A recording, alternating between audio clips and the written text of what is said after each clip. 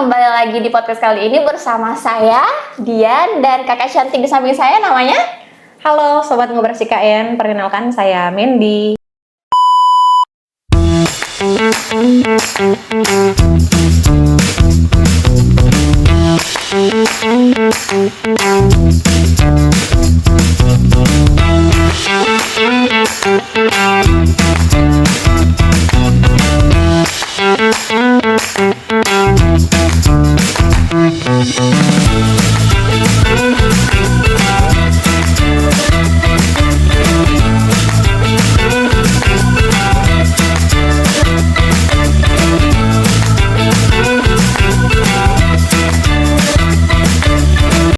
Halo semuanya, kembali lagi bersama kita di podcast Ngobras, ngobrol asik dan santai seputar JKN.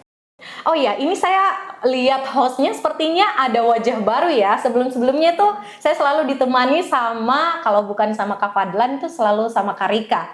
Mungkin boleh perkenalan sedikit dari Kak, siapa Kak Dian ya?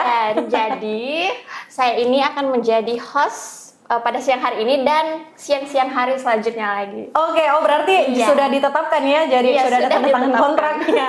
Oke, baik. Sudah dikontrak selama 1 tahun untuk menjadi host Ngobras. Oke, dicatat tuh buat Sobat Ngobras JKN. Jadi hari ini Kakak Mendy kita akan membahas tentang manfaat BPJS untuk ibu hamil.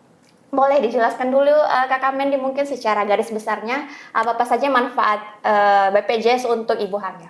Ya, untuk manfaat BPJS Kesehatan kepada ibu hamil tentu saja seluruh pemeriksaan kesehatan terkait mungkin kehamilan, untuk persalinan, terus setelah bersalin itu semuanya dapat dijaminkan oleh BPJS Kesehatan dengan catatan sesuai indikasi medis dan prosedur.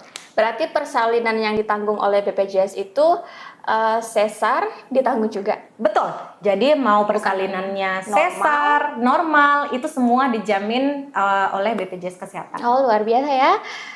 Apakah biaya melahirkannya ini susah pengurusannya, susah diklaim atau tidak?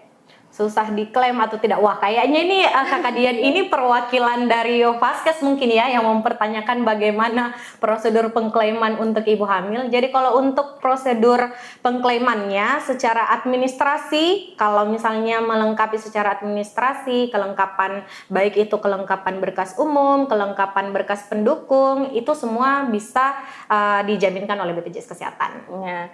Sebagai calon-calon ibu hamil di masa depan nih, kapan kira-kira kita sebagai ibu hamil mulai mengurus keperluan untuk persalinannya, khususnya BPJS? Kapan kita bisa mulai mengurus Kalau BPJS? bisa, kalau saya secara pribadi sih menyarankan untuk seluruh ibu hamil berada di luar sana segera melakukan pengurusan JKNK secepatnya, karena kita tidak tahu misalnya tiba-tiba kita membutuhkan pelayanan, nanti tiba masa tiba akal baru mau mengurus seperti itu ya. Jadi kalau saya sarannya secepat mungkin bisa diurus agar bisa diurus, karena biasanya kalau mau daftar mandiri itu ada waktu 14 hari untuk menunggu seperti itu. Yang kalau misalnya nih Kakak Mendy, ada ibu hamil yang dalam keadaan darurat, tetapi biasanya kan kalau mau ke rumah sakit kan harus mengurus dulu di Vaskes, fasilitas kesehatan pertamanya kayak di puskesmas begitu. Bagaimana caranya itu Kakak Mendy? Ya, jadi kalau untuk alur pelayanan ibu hamil ini sendiri mau mungkin mendapatkan akses pelayanan ke rumah sakit misalnya ya. Jadi untuk alur pelayanannya sama seperti alur pelayanan peserta JKN pada umumnya. Jadi seluruh peserta JKN jika ingin melakukan jika ingin berobat, silakan mengunjungi fasilitas kesehatan tingkat pertama terdekat berada di wilayah. Jika diperiksa sama dokter misalnya pelayanannya membutuhkan pelayanan di rumah sakit karena tidak dapat ditangani di fasilitas kesehatan tingkat pertama, maka nanti dokter umum di FKTP-nya akan memberikan surat rujukan ke rumah sakit seperti itu. Tapi kalau misalnya nih Kakak Mendy, ibu hamilnya tiba-tiba mau melahirkan dan harus langsung darurat ke rumah sakit. Oke, jadi kalau misalnya kondisinya sudah emergensi nih, gawat darurat, itu boleh langsung ke fasilitas kesehatan terdekat, baik itu rumah sakit atau puskesmas yang terdekat jika memang sudah emergensi atau gawat darurat. Berarti ibu hamilnya tidak perlu lagi ganti vaskes. Iya, betul. Tidak perlu lagi. Kalau kriteria emergensi gawat darurat itu bisa langsung ke fasilitas kesehatan terdekat, baik itu rumah sakit misalnya. Yang penting memang emergensinya, kriteria emergensinya itu sesuai dengan indikasi medis. Jadi dokter penanggung jawabnya yang melakukan pemeriksaan bahwa itu gawat darurat atau tidak. Jadi bukan atas pasien sendiri. Saya darurat nih, saya harus lahiran di rumah sakit misalnya, seperti itu. Itu tidak benar ya, seperti itu. Kalau dari Kakak Mendy sendiri, kira-kira apa ada pengalaman atau cerita dari peserta BPJS yang yang sudah pernah mengklaim BPJS pada saat melahirkan? Kalau cerita pengklaiman itu sepertinya tidak ya, hanya memang yang biasanya dan yang banyak beredar kemarin itu ada berita bahwa untuk persalinan itu hanya bisa dijamin kalau ibu hamilnya melakukan pemeriksaan ANC terlebih dahulu, seperti itu. Oh, ANC ya. Kalau boleh tahu apa tuh ANC, Kak Mendy? Ya, jadi ini mungkin juga sekaligus klarifikasi ya. Jadi ANC atau antenatal care ini memang pemeriksaan kehamilan yang dilakukan atau tanpa dilakukan pun itu persalinannya baik sesar ataupun normal itu tetap dijamin oleh BPJS Kesehatan. Hanya memang dianjurkan untuk seluruh ibu hamil itu melakukan pemeriksaan kehamilan terlebih dahulu di fasilitas kesehatan tingkat pertama. Jadi ANC ini bisa dilakukan sebanyak 6 kali di puskesmas atau FKTP terdaftar dari ibu hamil itu. Jadi untuk ANC pertama itu di trimester pertama bisa juga tuh dilakukan pemeriksaan USG. Terus di ANC kedua dan ketiga di trimester kedua itu sebanyak 2 kali bisa dilakukan ANC di puskesmas, dan di trimester ketiga itu sebanyak 3 kali. Jadi total untuk melakukan pemeriksaan ANC itu ada 6 kali. Seperti itu. Bisa gak sih Kak Mendy untuk melakukan pengecekan kehamilan melalui dokter keluarga?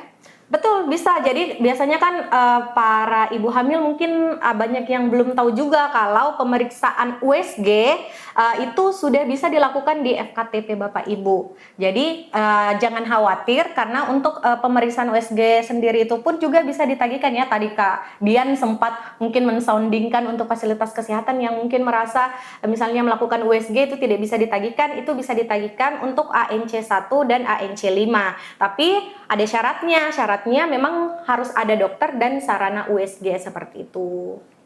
Oke, Kak Mendy.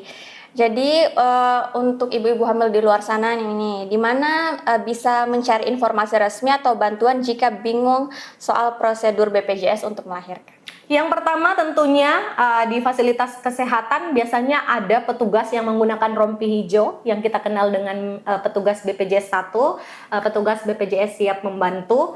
Terus sekarang juga zaman era digitalisasi ya, jadi harusnya sudah tidak asing lagi dengan inovasi-inovasi seperti mobile JKN. Mobile JKN itu bisa juga meminta akses informasi, terus bisa juga ada pengaduan. Terus yang paling penting dan yang paling bisa diakses oleh seluruh masyarakat yang punya Android itu Pandawa, pelayanan administrasi melalui WhatsApp. Jadi itu ada 3 kategorinya, bisa informasi, pengaduan, administrasi, seperti itu.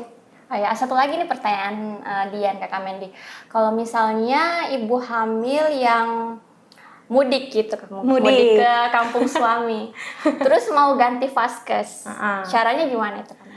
Ibu hamil, baik ibu hamil yang tidak hamil, misalnya mau ganti fasilitas kesehatan tingkat pertama itu sangat gampang sekali. Jadi tadi seperti yang sudah saya sampaikan, bisa melalui Pandawa, bisa lewat mobile JKN. Mobile JKN-nya sisa di-download saja aplikasinya lewat Play Store atau App Store, atau mungkin pengen berkunjung di BPJS Kesehatan setempat juga bisa. Silakan mendatangi BPJS Kesehatan setempat, seperti itu. Wah, banyak sekali manfaat untuk ibu hamil di BPJS ya, Kak Mendy ya? Betul, nanti sudah nggak sabar nih, kayaknya Kak Dian juga udah nggak sabar untuk mungkin bisa merasakan bagaimana penjaminan ibu hamil ya.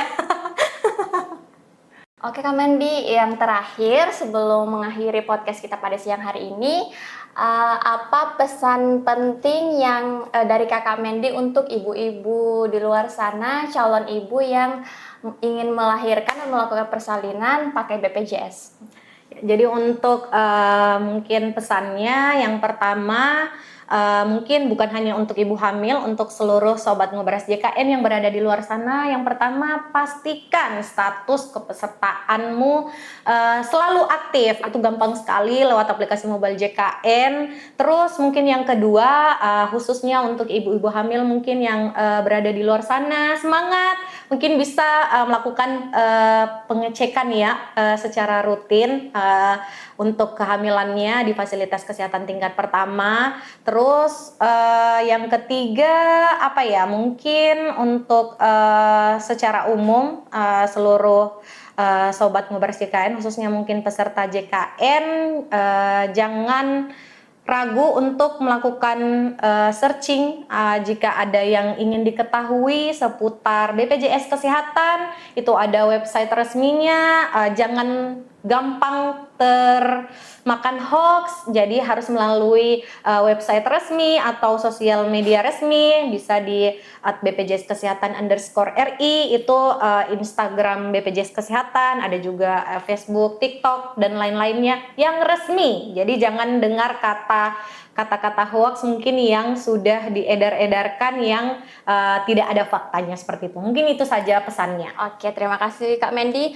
Luar biasa sekali ya pembahasan kita pada siang hari ini. Saya juga luar biasa bersama dengan host barunya ya, jadi memberikan sebuah wajah baru tentunya di Ngobras JKN. Ternyata memang bisa melahirkan tanpa biaya menggunakan BPJS asal kita tahu caranya dan sudah dipersiapkan dari jauh-jauh hari. Betul, jangan tiba masa tiba akal, nanti mau digunakan baru mau mengurus, seperti itu. Oke, jangan lupa share podcast ini di keluarga atau teman-teman dekat kalian. Dan jangan juga lupa follow akun YouTube ini. Maimonantau, yeay! Terima kasih, selamat siang.